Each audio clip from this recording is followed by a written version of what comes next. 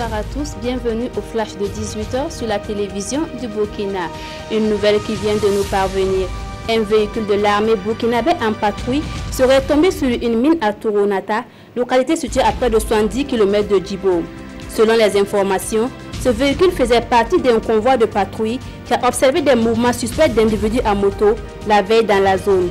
Selon plusieurs sources, il y aurait des morts, mais le bilan officiel n'est pas encore établi.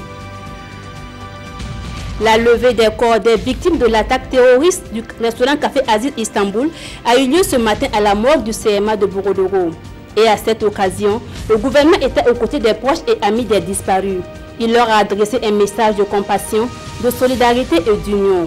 Et c'est Simon Compaoré, ministre de la Sécurité, qui au nom du président du Faso s'est adressé aux familles. En Espagne, une camionnette a percuté la foule sur les Ramblas à terre touristique de Barcelone. Le bilan fait état de 2 morts et une trentaine de blessés. Le conducteur aurait pris la fuite à pied.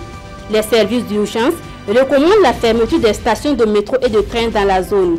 Ils recommandent également à la population d'éviter la zone de la place de Catalogne. Autre actualité, signature d'une convention de financement entre la BOAD et la Société burkinabé de promotion hôtelière SBPH. Cette enveloppe de 7 milliards de francs CFA sous forme de prêt servira à la rénovation de l'hôtel Azalaï. La SBPH vient ainsi de boucler le budget de reconstruction qui s'élève à 14 milliards de francs CFA. Les travaux vont débuter en septembre et vont durer 24 mois. Éliminatoire de la Coupe du Monde Russie 2018. On connaît depuis cet après-midi les 25 joueurs burkinabés qui auront la lourde responsabilité de défier les Lions de la Teranga dans la double confrontation les 2 et 5 septembre prochains. Paolo Duarte a dévoilé sa liste en présence des hommes de médias.